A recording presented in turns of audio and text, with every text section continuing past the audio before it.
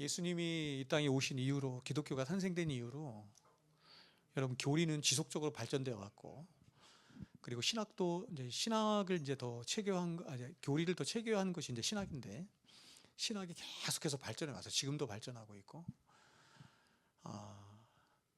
어떤 면에서 보면 지금 기독교는 굉장히 비정상적인 기독교다 이렇게 말할 수 있습니다.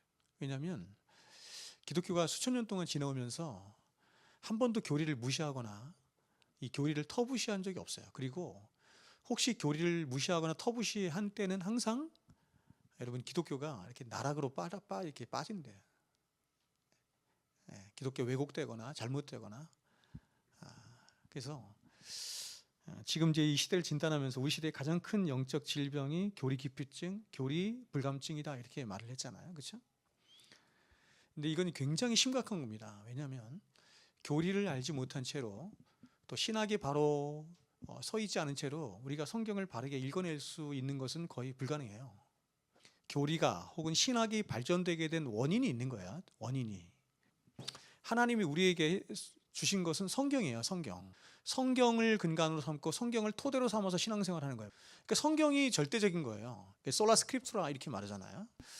근데 이제 이게 문제가 된 게 초대교회 때 문제가 되는 거예요. 제가 말씀드렸지만. 왜냐하면 성경을 똑같이 보는데, 지금 이제 여기 예를 들어서 한 30명이 있어요. 근데 30명이 성경이 똑같은 성경을 갖고 똑같이 성경을 읽고 있어요. 그런데 성경을 이상하게 읽어내고 이상하게 해석하는 사람들이 막 생기는 거예요. 똑같은 성경을 갖고 있는데 왜 신천지가 생기고, 왜 마리성도 예수 그리스도 생기고, 정통이라고 하는 기독교 안에서도 왜 이상한 수많은 사람들, 오늘 제가 얘기했지만 뭐 번영신학, 세속주의, 성경을 제멋대로 보는 거예요. 그러면은 우리는 질문하잖아요. 왜 사람들은 성경은 한 권인데 성경을 제멋대로 볼까? 여러분, 왜 성경을 제멋대로 보죠? 사람이 원래 그래요. 사람은 원래 죄로 인해서 자기의 중심성 안에 갇히게 됐기 때문에 뭐를 보든지 뭐를 정확하게 못 봐요. 어떻게 보냐면 자기 중심적으로 봐요. 그걸 자기 소견에 오른 대로 믿는다고 하잖아요. 자기 소견에 오른 대로 성경도 보고 자기 소견에 오른 대로 뭐든지 하는 거야. 성경은 한 권인데 사람들마다 다 자기 소견에 오른 대로 성경을 보기 때문에 성경을 보는 관점이 저마다 다른 거예요. 근데 그거를 굉장히 크게 왜곡되게 보는 사람들이 생긴 거예요. 약간의 차이가, 비본질적인 차이가 있으면 괜찮아요. 예를 들어서 우리가 요한계시록에 보면 천년왕국이라는 게 있죠. 그래서 천년왕국을 해석하는 이게 관점이 여러 가지가 있어요. 전천년설, 역사적 전천년설, 그 다음에 후천년설, 그 다음에 무천년설, 이런 게 있어요. 그러니까 저 같은 사람은 뭐를 믿냐면 무천년설을 믿어요. 무천년설을 믿는단 말이에요. 근데 여러분, 무천년설을 믿든지 전천년설을 믿든지 후천년설을 믿든지 우리가 신앙을 바르게 하거나 아니면 우리가 구원을 얻는 데는 전혀 문제가 되지 않아요. 이건 비본질적인 문제예요. 상관없어요. 그런데 본질적인 문제에서, 본질적인 진리에 관한 문제에 있어서 전혀 다르게 성경을 해석하거나 신앙을 견지하는 사람들이 생긴 거예요. 그래서 교회가 그런 사람들을 보면서 야, 저거 되게 위험하네 이렇게 생각한 거죠. 그래서 그 사람들을 교회가 모여서 회의를 했어요. 이상한 사람들이 생겼으니까. 그래서 저 사람들 어떻게 해야 되나 해서 교회가 모여서, 초대교회 때는 교회가 하나였잖아요. 그래서 모여서 사도들이 혹은 속사도들이, 교부들이 모여서 회의를 한 거예요. 어떤 회의를, 저 사람들을 어떻게 하면 좋을까 하면서 결론을 내린 게 뭐냐면 이단으로 정죄를 한 거예요. 저렇게 믿으면 안 돼, 저건 기독교가 아니야 라고 정죄를 한 거예요. 그래서 초대교회 때는 그런 교회 회의들이 많이 열린 거예요. 그래서 그 사람들이 회의를 열어서 이단으로 정죄를 한 거예요. 정죄를 하면서 저 사람들이 저렇게 믿는 건 잘못된 거고 우리가 믿는 것은 이런 거야 라고 발표하기 시작했어요. 그런 걸 뭐라고 한다 그랬어요, 제가? 그걸 신조라고 한단 말이에요. 신조. 네? 신조가 굉장히 중요한 거예요. 왜냐하면 신조는 교회가 하나잖아요. 초대교회 때는 교회가 하나였어. 지금은 너무나 많은 교회들이 있잖아. 그렇죠? 교파도 감리교, 성결교, 장로교 등등 있고 이런 수많은 교파도 있단 말이에요. 근데 초대교회 때는 교회가 하나였어, 하나. 그래서 그 하나의 교회가 발표하는 게 굉장히 중요한 거죠. 그걸 신조라고 한단 말이야. 그렇죠? 그래서 그 모든 신조에 원조격인 신조가 있는 거예요. 그걸 뭐라고 해요? 사도신조라고. 사도신경이에요. 이 사도신경에 대한 말도 굉장히 많은데 사도들이 자신들이 믿는 바를 하나씩 하나씩 얘기를 했다는 거야. 그래서 그것들을 모아갖고 만든 게 사도신조. 그거 아니에요. 아니란 말이에요. 사도신조가 원조고 우리가 무엇을 믿습니다라고 성경을 아주 응축한 거죠. 응축하고 압축해서 우리가 믿는 바를 고백한 거예요. 그게 사도신조란 말이에요. 또 이단들이 나올 때마다 사도신조 갖고 부족하니까 좀 더 확장된 신조들을 만든 거예요. 그게 니케아 신조고 칼케토 신조고 뭐 등등등 이런 마다나슈 신조 이런 게 있는 거예요. 이해하시겠죠? 그래서 여러분 신조는 이렇게 말할 수 있어요. 신조란 뭐냐면 최초로 성립된 신학이다 이렇게 말할 수 있어요. 우리는 이렇게 믿습니다. 성경에 나오는 진리들을 이렇게 믿습니다라고 발표한 거예요. 그걸 어떻게 발표했다? 학문적으로 발표했다. 교리적으로 발표했다는 말이나 학문적으로 발표했다는 말이나 같은 말이야. 그래서 이 당시에 처음에 신학은 어떤 신학을 말하는 거냐면 그냥 조직 신학이야. Systemical Theology 이렇게 말을 해요. 그러니까 Systemical Theology라는 말 자체가 어떤 뜻이냐면 원리적이다 혹은 교리적이다 학문적이다 이런 뜻이에요. 이해하시겠죠? 그래서 이런 신학이 계속해서 발전한 거예요. 신학이 계속해서 발전할 수밖에 없는 게 뭐냐면 모든 역사마다 이상한 사람들이 자꾸 생기니까 이단들이 자꾸 생기니까 그래서 그런 이단들을 정죄할 때마다 교회가 발표를 해. 또 이단이 등장하면 또 이단을 정죄하기 위해서 연구하겠죠? 공부하겠잖아요. 할 거 아니에요. 그래서 또 발표를 해. 이렇게 하면서 신학이 발전한 거예요. 그래서 초대교회 때는 신학이 굉장히 초보적인 단계였던 거예요. 여러분, 저와 여러분의 신앙의 유일한 근거가 뭐예요? 신학이 아니에요. 저와 여러분의 신앙의 유일한 근거가 뭐예요? 성경이란 말이에요. 그렇죠? 근데 신학이 왜 중요하냐면 교리가 왜 중요하냐면 그 성경을 바르게 보고 바르게 해석하고 그래서 그 말씀의 토대에서 바르게 신앙할 수 있도록 하는 그 원리를 제공해 주는 것이 신학이기 때문에 신학이 없이 바른 신앙을 갖는 것은 불가능해요. 저는 불가능하다고 생각해요. 그래서 목사님들이 자꾸 이상한 소리를 하잖아요. 예배 시간에. 어떤 때는 막 좋은 소리, 바른 소리를 하다가도 어떤 때는 이상한 얘기를 하죠. 그렇죠? 이건 신학이 없어서 그러는 거예요. 그래서 신학이 있어야 성경 전체를 하나의 관점을 가지고 바른 진리의 관점을 가지고 쭉 볼 수가 있는 건데 그게 없으므로 어떤 때는 인본주의적으로 갔다가 어떤 때는 하나님 중심으로 갔다가 어떤 때는 칼빈주의로 갔다가 어떤 때는 알미니언주의로 갔다가 어떤 때는 이것도 아니고 저것도 아니고 자기 중심적으로 갔다가 이렇게 가는 거예요. 성경을 해석할 능력이 없는 거예요. 어떤 본문을 보면 굉장히 알미니안적인 해석을 해야 될 것 같은 본문이 있잖아요. 신학이 없으면 그렇게 해석을 하는 거예요. 근데 신학이 있게 되면 그 본문이 왜 그렇게 나온 것인지를 알 수가 있어요. 그래서 제가 알미니안 신학을 가진 성결기 목사와 여러 번 대화를 하면서 어떤 것을 발견했냐면 그가 주장하는 알미니안적인 사상이나 신학적인 관점들이 성경을 깊이 보지 않아서 발생한 것이다. 그러므로 여러분 어떤 면에서 그런 잘못된 신학이나 잘못된 교리나 이런 것이 이 세상에 나온 가장 중요한 이유는 뭐냐면 첫 번째는 뭐냐면 사람의 악한 이 죄성에서 나온 것이고 그러니까 모든 이단적인 관점들은 다 어디하고 잘 맞냐면 사람의 이 죄성과 잘 맞아요. 그게 교리가. 여러분 성경은 대부분이 우리의 본성과 안 맞아요. 맞습니까? 성경의 98%는 우리의 본성과 충돌해요. 다. 근데 다 이단적인 건 뭐냐면 이단적인 관점들은 뭐냐면 그렇지 않고 우리의 본성과 굉장히 결을 같이 해요. 그 대표적인 것이 알미니안 신학입니다. 그 알미니안 신학이 발전하기 바로 앞에 전에 그 알미니안 신학이 발전되기 약간 전에 있었던 게 이제 소키누스주라고 하는 건데 그런 게 있고 세미펠라기우스가 있고 펠라기우스가 있고 이런 거거든요. 잠깐 변질돼서 나와요. 우리가 성경을 공부한다라는 말은 교리를 공부한다는 말과 똑같은 거예요. 성경은 다 교리로 되어 있기 때문에. 성경은 어떤 책이에요? 성경이 이 세상에 등장하게 된 이유가 뭐예요? 성경은 하나님이 지으신 책이죠.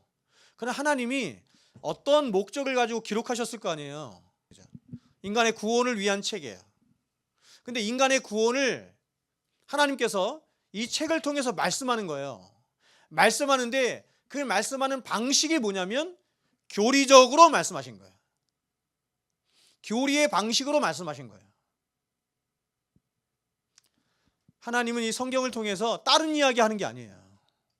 구속에 관한 이야기를 하는 것이고 인간의 구속에 관한 이야기를 하는 거고 하나님 나라에 관해서 이야기를 하는 거예요.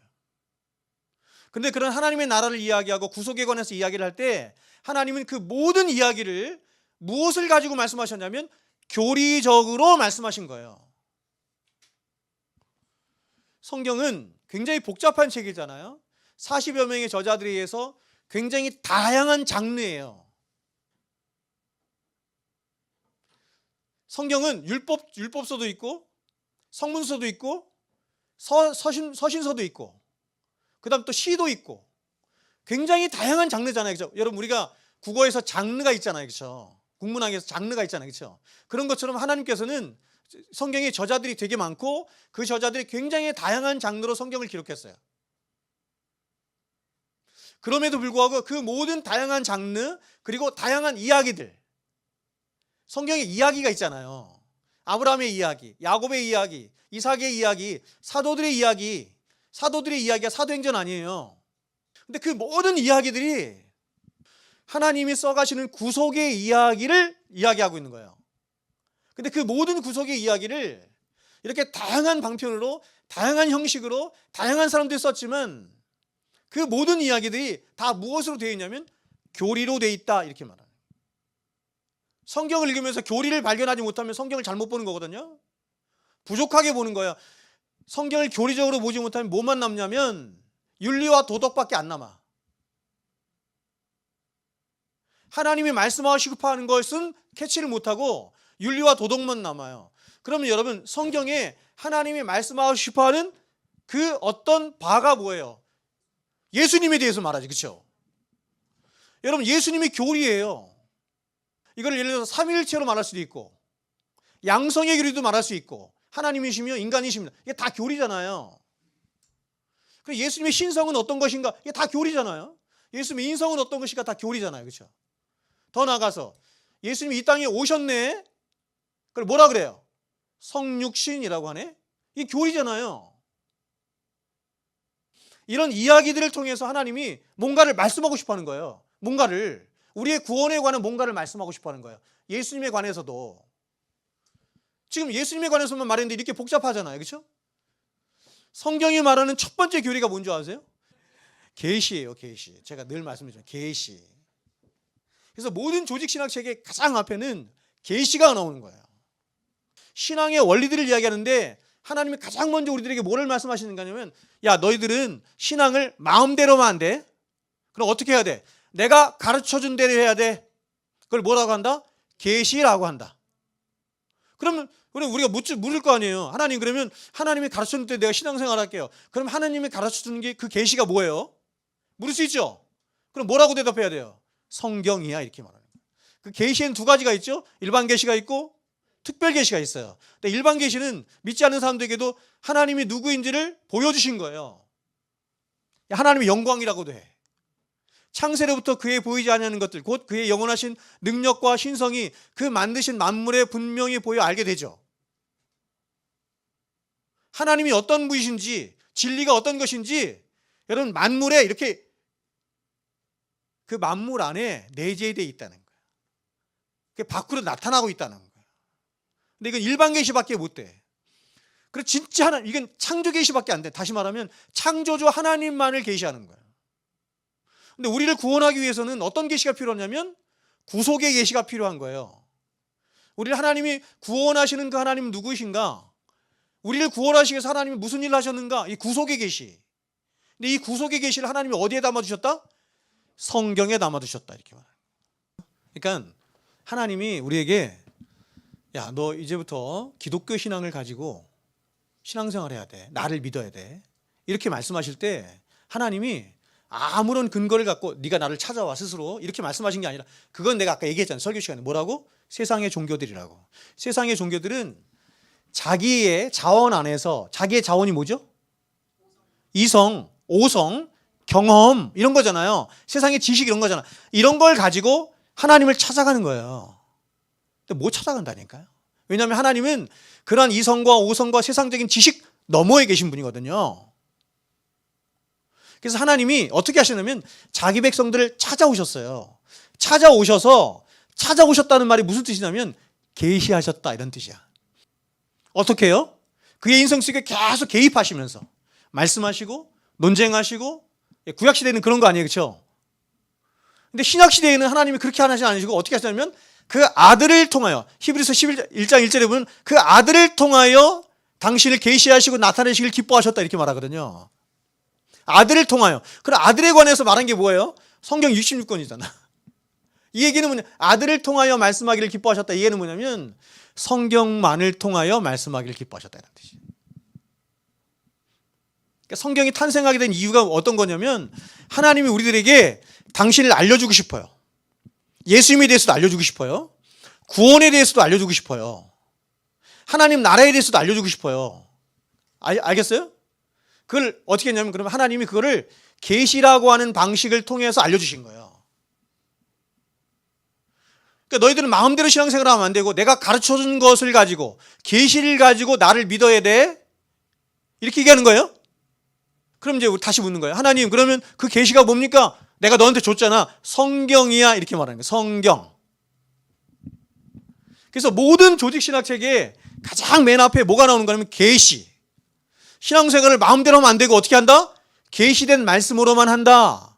그럼 계시된 말씀이 뭐냐? 성경이다. 그래서 제일 처음이 계시론이 나오고 두 번째가 뭐가 나온다? 성경론이 나오는 거예요. 그럼 성경은 우리들에게 계시를 하는데 가장 먼저 무엇에 대해서 계시를 하느냐? 뭐에 대해 계시해요? 하나님에 대해서. 그래서 계시론, 성경론, 신론 이렇게 되는 거예요. 성경 전체의 주어가 뭐예요? 하나님이에요. 하나님이. 성경은 뭐에 대해서 말한다? 하나님에 대해서 말하는 거예요. 하나님에 대해서 말하고 하나님이 이루신 어떤 일, 그걸 뭐라고 한다? 구속이라고 한다. 구원이라고 한다. 하나님 나라라고 한다. 그래서 여러분, 초대교회 이단들이 너무 막 그렇게 생기기 때문에 이런 신학을 발전시킬 수밖에 없었던 거예요. 다시 말하면 성경이 우리 신앙의 유일한 근거인데 이 성경을 어떻게 했냐면 사람들이 성경을 오해하지 않도록 바르게 성경을 보도록 성경을 어떻게 했다? 원리화시켰다. 혹은 학문화시켰다. 조직화시켰다. 그걸 뭐라고 한다? 신학이라고 하고 교리라고 한다. 여러분 이단들이 기독교 2000년 역사에 나타나지 않은 적이 한 번도 없었어요. 이단들을 누가 보냈어요? 사탄이 보냈죠. 성경에 보면 사탄이 보냈죠. 그렇죠? 그럼 하나님이 그 사탄을 보내서 이 교리를 왜곡시키고 교리를 혼잡게 하는 것을 하나님이 어떻게 하셨다? 허락하셨죠. 허락하셨죠. 왜 허락하셨어요? 신학이 발전하도록 하기 위함에도 있는 것이고 하나님이 그 허락하신 이유, 가장 중요한 이유가 뭐예요? 하나님이 그러한 모든 일들을 통해서 합력하여 당신의 선, 구원을 이루어 가시는 거거든요. 그러니까 악이 득세하기도 하고 거짓이 횡행하는 것도 하나님이 허락하시는 거예요. 왜냐하면 그런 것들 다 사용해서 하나님이 당신의 백성들을 거룩한 백성으로 빚어가시는 수단으로 삼으신 거예요. 그 중에 하나가 뭐냐면 바른 신학이 발전하도록 하는 거예요.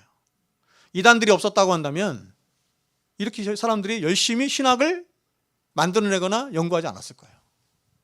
그래서 이 신학을 통과한 자를 우리 교단에서 뭐라고 부르냐면 강도사 이렇게 부른다 그랬어요. 강도사. 그러니까 신학을 다 통과한 사람만 설교권을 준다 이런 뜻이란 말이에요.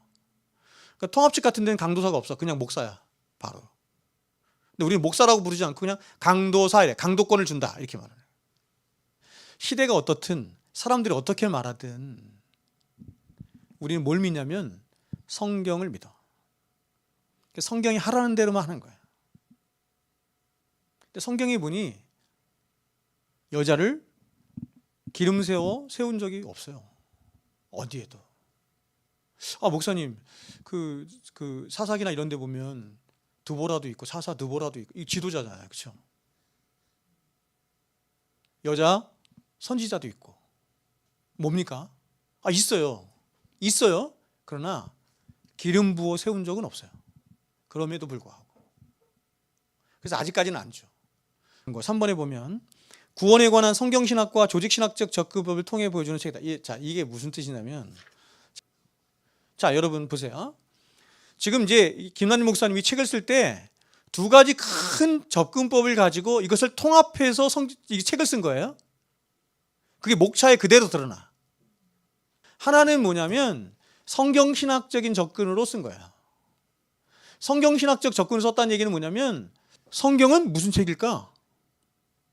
성경은 아브라함의 이야기도 있고 모세의 이야기도 있고 이스라엘 백성들의 이야기도 있고 사도들의 이야기도 있고 굉장히 많은 이야기들이 있고, 그렇죠? 많은 이야기들이 있는데 하나님은 아브라함의 이야기에서 아브라함을 말하고 싶은 게 아니에요.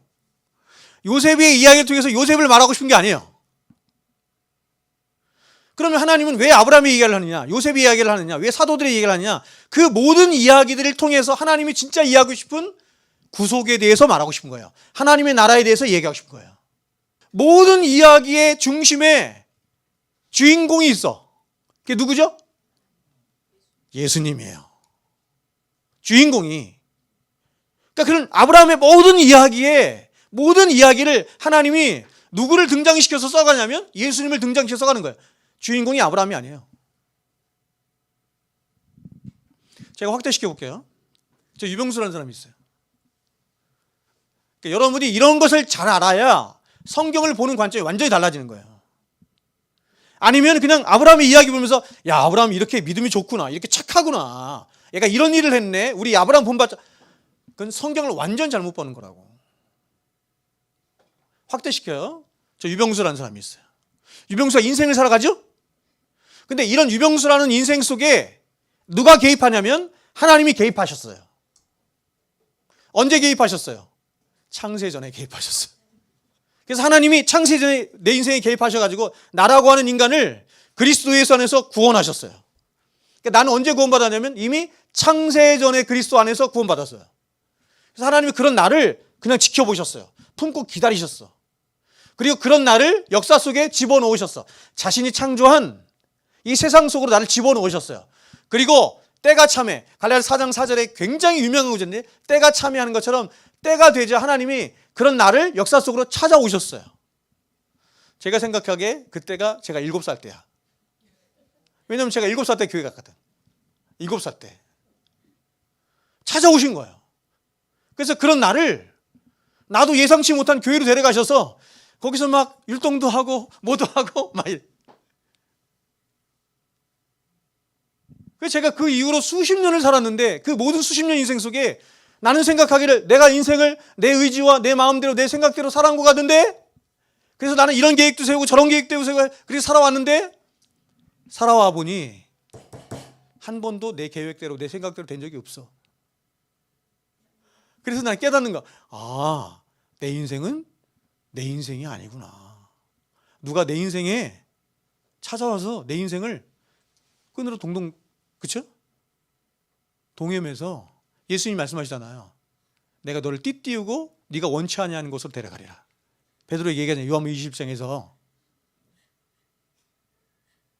그러니 여러분, 나는 맨날 그릇 양 같아서 나는 계속 내가 계획을 세우고 내 마음대로 생각해서 나는 이리로 갈 거야, 저리로 갈 거야, 이렇게 할 거야, 계속 계획 세우고 계속 왔는데 결국 온 데는 내가 계획한 대로 내 생각대로 오지 않고 이상한 대로 왔네.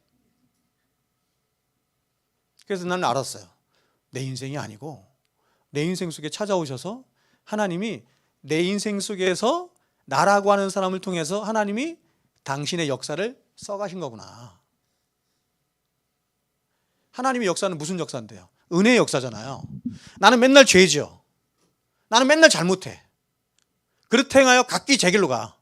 근데 그런 하나님이 은혜로 계속 덮으시고 가리시고 나와 논쟁하시고 다투시면서 결국에는 하나님이 원하시는 곳으로 데려가더라.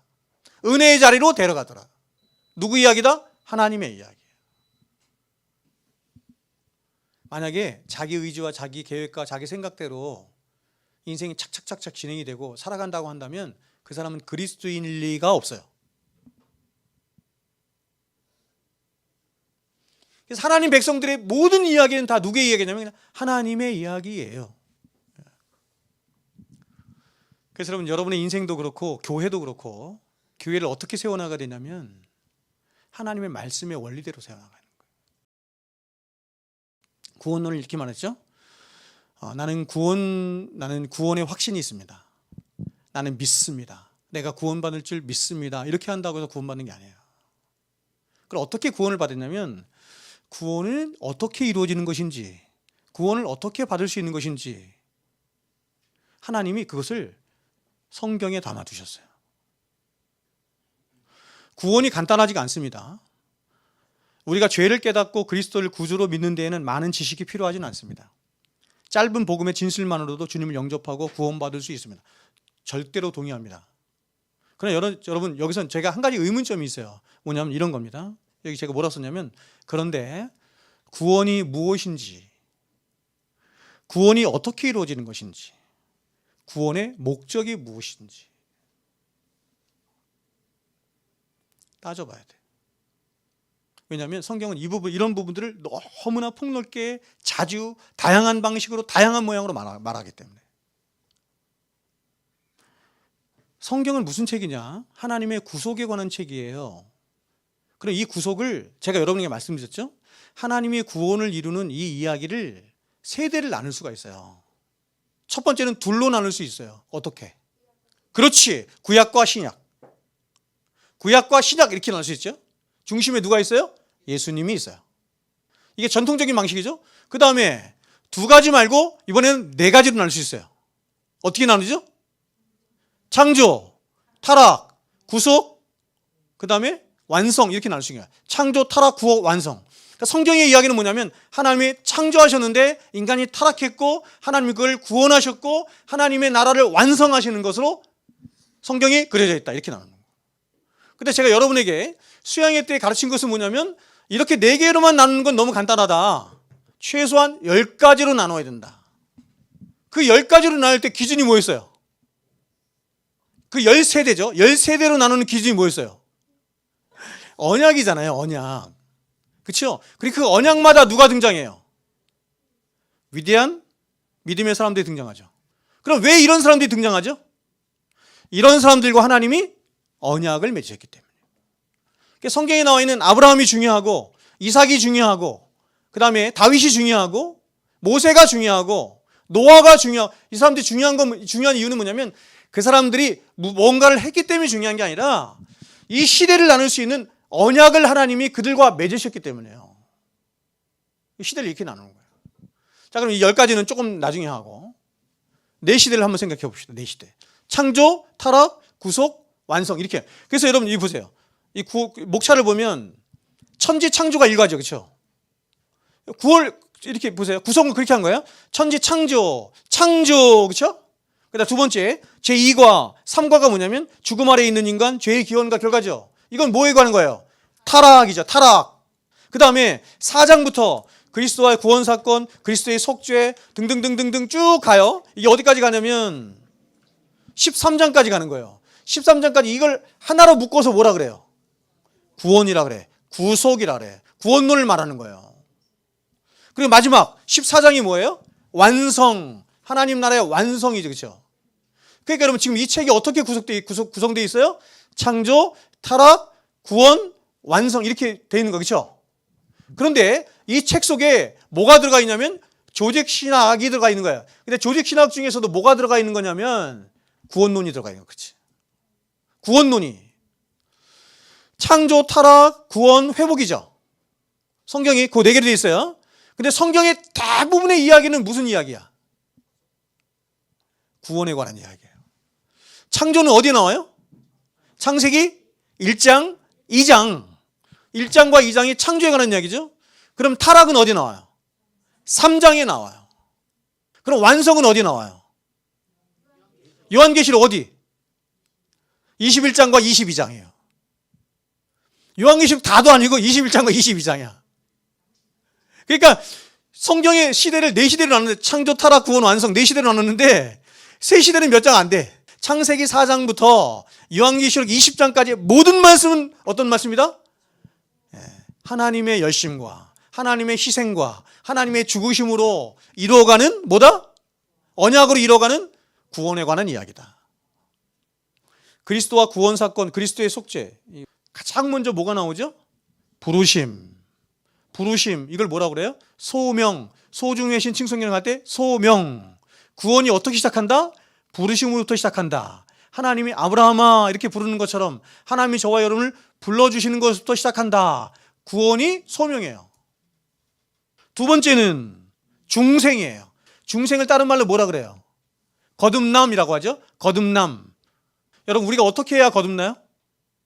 예수님이 구원에 대해서 말씀하실 때 예수님이 요 중생에서는 뭐라고 말씀하셨냐면, 네가 나를 믿어야 구원받을 수 있어, 이렇게 말씀하시지 않고 나를 믿는 것을 어떤 하나의 어떤 모양으로 혹은 어떤 한 사건으로 말씀하신 거예요. 예수를 믿는 게 뭔지를.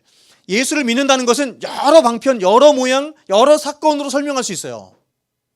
근데 그 중에 하나가 뭐냐면 물과 성령으로 거듭나는 게 예수 믿는 거야, 이렇게 말한 거예요. 그러니까 예수를 믿게 되면, 예수를 믿는다는 건 뭐냐면 물과 성령으로 거듭나서, 다시요, 물과 말씀과 성령으로 다시 태어나자 어떻게 돼요? 예수를 믿게 되더라. 예수를 나의 구주로, 나의 주님으로 영접하게 되더라. 여러분, 우리가 예수님을 구주로, 나의 주님으로, 나의 왕으로 영접하고 믿게 되고 알게 되고 깨닫게 되고 그분을 사랑하게 되는 것은 어느 날 갑자기 내가 결심했기 때문에 그런 것이 아니라 나라는 존재가 바뀌었기 때문인 거예요. 나라는 존재가 완전히 새로운 피조물 바뀌었기 때문인 거예요. 이해하세요? 내가 새로운 피조물이 안 되면, 나라는 존재가 완전히 바뀌지 않으면 예수님을 알아볼 수도 없고 사랑할 수도 없고 그분을 믿을 수도 없어. 그래서 이런 사건이 필요한 거예요. 그걸 뭐라고 한다? 중생이라고 한다. 근데 그 중생은 어떻게 일어나냐? 말씀과 성령으로 일어나더라. 아멘? 그래서 이렇게 말했잖아요. 믿음은 들음에서 나며 들음은 하나님의 말씀으로 말미암느니라. 그렇죠? 믿음이 어떻게 생겨요? 나를 구원하는 믿음이 어떻게 생겨요? 말씀을 들음을 통해서만 생겨요. 왜 하나님이 전 세계를 다니면서 내 증인이 되라, 말씀을 전파하라 그랬어요? 그 방법 외에는 사람이 구원받을 방법이 없어. 누군가는 저에게 이렇게 얘기를 하더라고. 목사님, 저는요 이런 말씀을 들은 적도 없는데 저는 그것을 꿈에서 깨달았어요. 우리 교회 다녔던 사람이 저한테 얘기한 거예요. 불가능해요. 불가능합니다. 제가 무슨 말을 했냐면, 그분에게 뭐라고 했냐면, 아니에요, 집사님이 기억을 못 하실 뿐 그 말씀을 들었습니다. 설교를 통해서든지 누구에든지 들었기 때문에 그게 생각이 난 거예요. 그게 꿈의 생각이 난 거예요. 그렇죠? 난 들은 적이 없는데 꿈에서 그게 생각이 났대. 여러분, 우리가 간증이나 또 이제 그런 어떤 신비주의적인 그런 책들을 보면 그런 간증을 하는 분들이 많잖아요. 성경은 그렇게 말하지 않아요.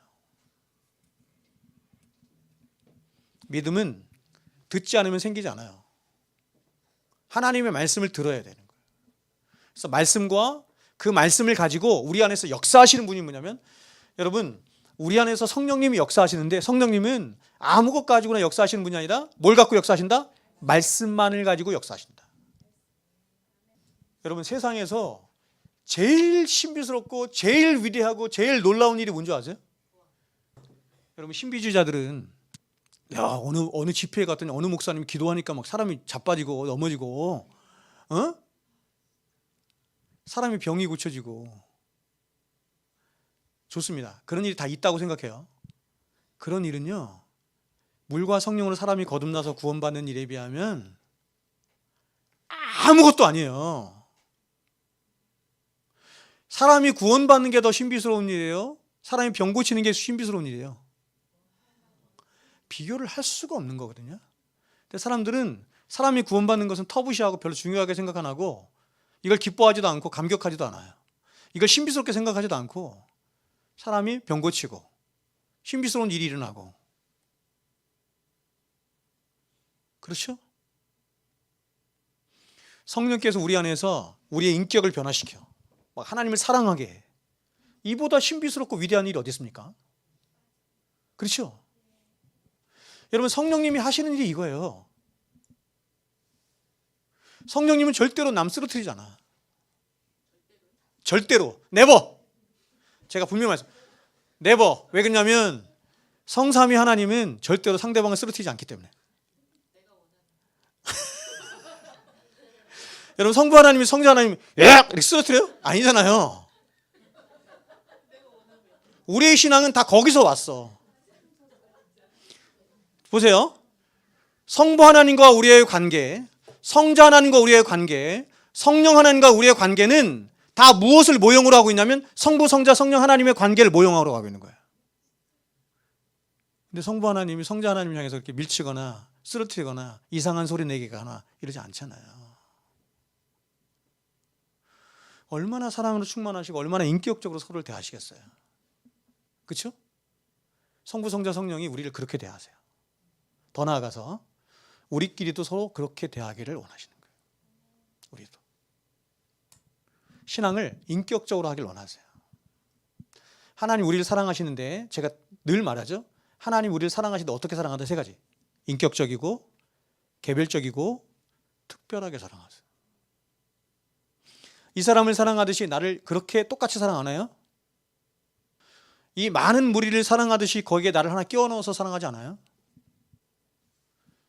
인격적이고 개별적이고 특별하게 사랑하시는 거예요.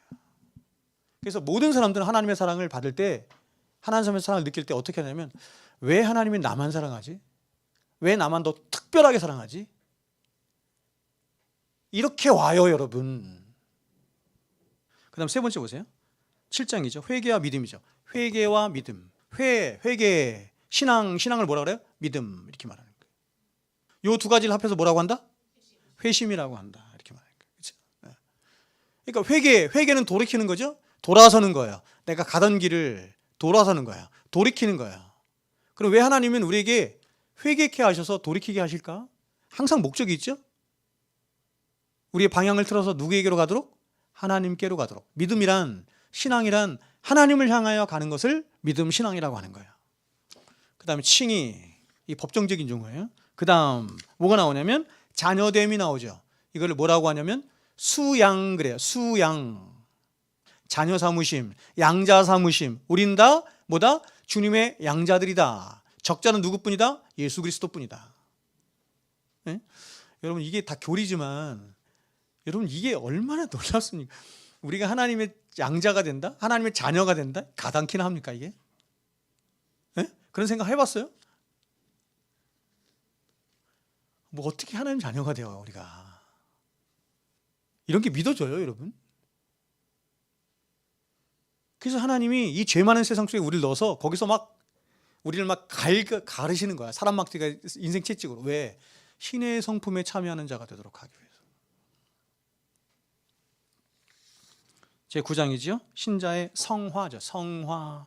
우리 인생의 대부분의 인생의 그렇죠? 시간들은 다 성화입니다. 그렇죠? 10장 견인.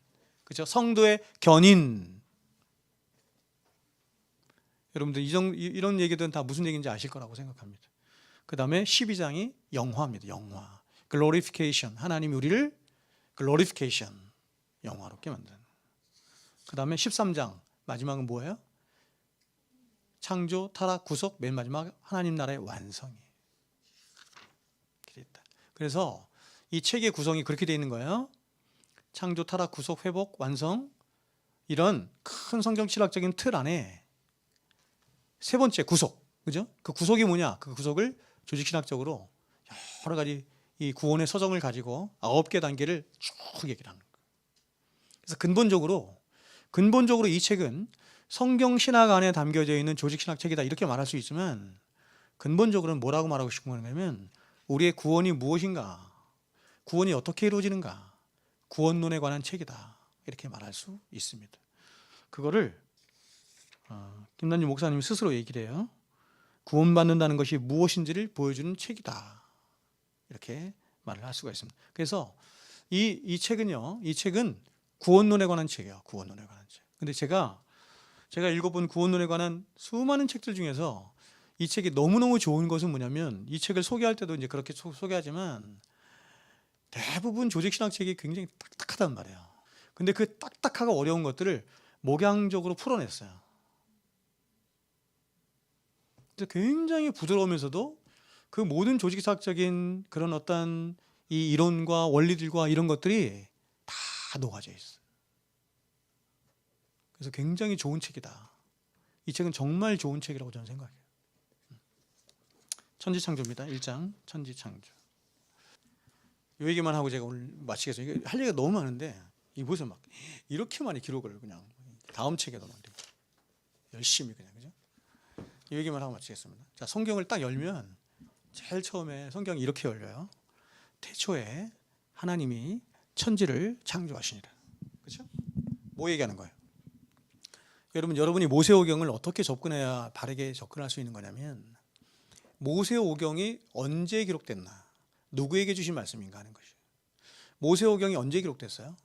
기원전 1446년에 이스라엘 백성들 하나님이 보세요. 출애굽시킨 이후에 하나님이 시내산에서 모세와 언약을 맺으시고 이스라엘 백성들과 언약을 맺으시고 그 다음에 주신 책이 이거예요. 그러니까 그런 맥락 속에서 주신 거란 말이에요. 그러니까 하나님이 이렇게 된 거예요. 하나님이 이스라엘 백성들을 구원하셨어요. 440년 동안 평생 노예로 있었는데 그 노예된 자들을 어린 양의 피로, 그렇죠? 패스오버, 그죠? 어린 양의 피로 그들을 구원하신 다음에 어떻게 하셨냐면 시내산에 데리고 와서 언약이라는 걸 맺으셨어요. 언약. 그 언약의 내용은 뭐냐면 나는 너희의 하나님이 되고 너희는 나의 백성이 되는 거예요. 그리고 나서 모세를 통해서 주신 것이 모세오경이에요. 이 말은 무슨 말이냐면 이렇게 얘기하는 거예요. 하나님이 야, 내가 너를 구원했거든. 그리고 나는 너의 하나님이 되고 너는 나의 백성이 되는 이제 언약을 맺었어요. 너 내가 누군지 알아? 이스라엘 백성들이 말하는 거예요. 너 내가 누군지 알아? 내가 이제 가르쳐 줄게. 그러면서 하나님께서 주신 말씀이 뭐예요? 창세기인 거예요. 그러니까 이스라엘 백성들이 보세요. 가만히 이렇게 막 노예로 살았는데 누군가 찾아왔어. 모세를 통해서 하나님이 찾아오신 거예요. 여러분 아브라함 잘 알잖아요. 아브라함을 하나님이 찾아오셨을 때 아브라함이 하나님을 그 성경이 말씀은 하나님으로 인식했다 못했다? 못했다고 얘기했잖아요. 제가. 이스라엘 백성들 똑같아. 그래서 하나님이 처음부터 10가지 재앙을 일으켰다 그랬잖아요. 그렇죠? 10가지 재앙. 그렇죠? 10가지 재앙을 일으킨 이유가 뭐라고? 그것들은 신이 아니야. 너희는 애굽에서 그런 것들을 신으로 여겼지? 그런 것들이 신이 아니야. 신은 나야, 나. 그래서 그 신들을 다 물리치시는 거예요. 그리고 신의 산에 데리고 와서 언약을 맺고 내가 누구인지를 이제 가르쳐 주시는 거예요. 그러니까 가르쳐 주기 전까지 이스라엘 백성들이 하나님을 그 하나님으로 알았다 몰랐다? 몰랐어요. 그래서 가르쳐 주시는 거예요. 그러면 가르쳐 준다고 아느냐? 몰라. 그래갖고 금송아지 만드는 거야 자꾸. 그래서 하나님이 내가 누구인지를 가르쳐 줄게. 그래서 주신 말씀이 뭐냐면 창세기거든요. 내가 너하고 언약을 맺었는데 내가 너의 하나님이거든. 넌 나의 백성이 된 거야. 네가 얼마나 영광스러운지 아니? 내가 누구냐면 천지 만물을 창조한 창조주 하나님이에요. 여러분 이스라엘 백성들이 얼마나 놀라운 존재냐고요. 천지 만물을 창조하신 창조주 하나님이 이스라엘 백성들, 세상에서 가장 작은 민족 이스라엘 백성 찾아오셔서 언약을 맺으시고 너는 나의 백성이야. 내가 너희 하나님이야. 이렇게 말해요. 나는 너만 알기로 작정했어. 내 눈엔 너희밖에 안 보여. 너만 사랑해. 이게 가당키는 하냐고요. 언약이 그런 거예요. 저와 여러분이 그런 존재라는 거예요. 그래서 주신 말씀이 창세기다. 하나님이 말씀을 주시면서 창세기를 주시면서 가장 먼저 하신 말씀이 뭐냐면 태초에 하나님이 천지를 창조하셨느니라. 세상에 어떤 종교도 말하지 않는 것을 하나님이 창세기 1장 1절에서 먼저 말하는 거예요.